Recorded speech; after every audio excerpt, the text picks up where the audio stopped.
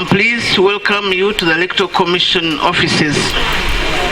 Today, the Commission will give an update on the progress of our preparation for the 2026 general elections. The Commission will further conduct a public demonstration of the biometric voter verification system, how it's going to operate. But let us first give you the information of what is taking place in the Commission now. The first one, the adjustment of polling dates for election and representatives of special interest groups. The Electoral Commission has adjusted the polling dates for elections of representatives of special interest groups at parliamentary and local government council level as follows. The first one is that the National Conference for Election of Persons with Disabilities, PWDs, representatives to Parliament, which was supposed to take place on 19th January 2026, will now take place on 3rd February 2026. The second one, that the election of councillors representing special interest groups, the youth, the older persons, and PWDs at sub-county, town, and municipal division, which was supposed to take place on 19th January 2026, will take place on 30th January 2026. The third one is that the National Conference for Election of Workers Representatives to Parliament, which was supposed to take place on 21st January 2026, will take place on 19th January 2026. I think there's something to note here. It was supposed to be 21st January 2026. It's going to be 19th January 2026. Then the National Conference for Election of National Female Youth Representatives to Parliament, which was supposed to take place on 28th January 2026, will take place on 6th February 2026.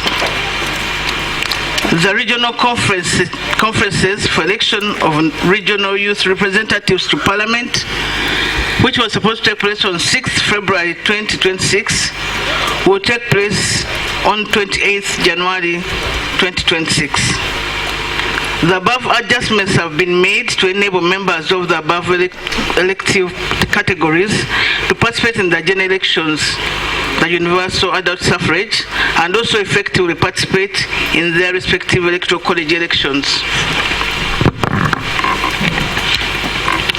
That the polling dates for the other elective positions remain unchanged as per the schedule issued earlier and available at our website www.ec.or.ug.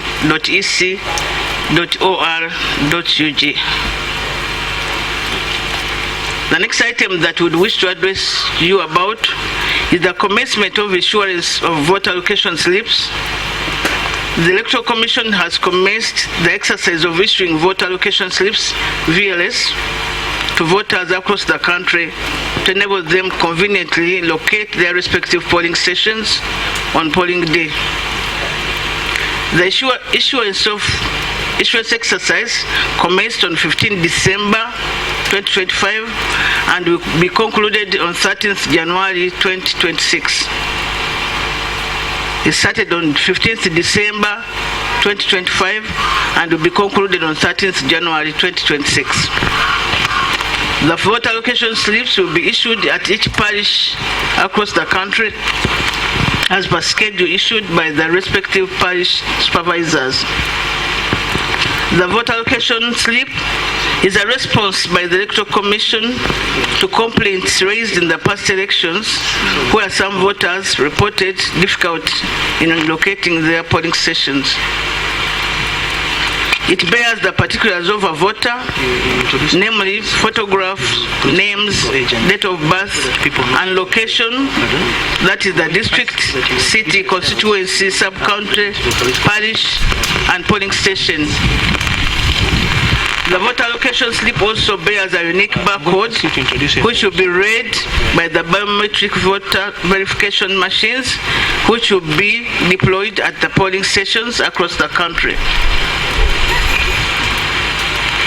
The voter allocation slip will be used by voters at all the 4 rounds of elections during the general elections 2026, namely the presidential and parliamentary elections, the district, city chairpersons and councillors elections, the municipality, city division chairpersons and councillors, and sub-county, town, municipal division chairpersons and councillors elections. So for all the elections that are going to take place in the general elections, that voter registration slip is valid. It should be used. Somebody should not lose it and expect another one for this exercise. I wish to emphasize that this voter allocation slip is free of charge and should only be picked by the voter in person from the parish or ward supervisor who is an employee of the Electoral Commission. The Commission calls upon all registered voters to collect their voter allocation slips from their respective parish headquarters. Voters are further advised to carefully secure their voter allocation slips so that the barcode is not tampered with. Please note that only a person whose particulars appear on the polling day register will be issued a voter allocation slip during this issuance exercise. About the deployment of the biometric voter verification kit, which is going to be used in the 2026 general elections. It has been a conversation on the streets and everywhere, and people wanted to know what BVVK means, what it's going to be used for, how it's going to be used, what is the purpose, what is this convenience and inconvenience, and we would wish to explain that here. The Electoral Commission has acquired 109,142 biometric voter verification kits, which will be deployed for the 2025-2026 general elections as a measure aimed at improving the management and conduct of elections through authentication of voter identity. The BVVK basically uses fingerprints and facial recognition to match voter details, which will help the presiding officer to confirm the identity of the voter as being the one on the voters register of that particular polling station. The system will enable the Commission to ensure that only registered voters vote during the election and that such persons do not vote more than once for the same election. Hence, it will help the Commission to achieve a one man or one woman, one vote principle. One man or one woman vote principle. The Commission is progressing with the training of the officials who will operate the kits during the elections from the national level, the polling level. Today, the Electoral Commission has specifically invited you to participate in a public demonstration of the BBVK. The purpose of the demonstration is one, to sensitize you on polling day procedures and the use of the BVVS. And two, to demonstrate how voters are identified and verified using biometric and facial recognition technology. Number three, to build confidence, transparency, and trust in the voter verification process.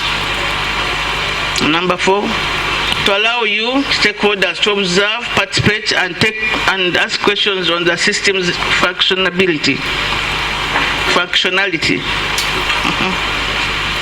Number five, clarify safeguards in place to prevent multiple voting, impersonation, and other electoral malpractices. And number six, to promote understanding of how technology enhances the credibility, integrity, and efficiency of elections. The Commission appreciates you for accepting our invitation to participate in this public demonstration. And I want to take this honor to invite the Director of Technical Support Services to lead us through a demonstration of the BBVK.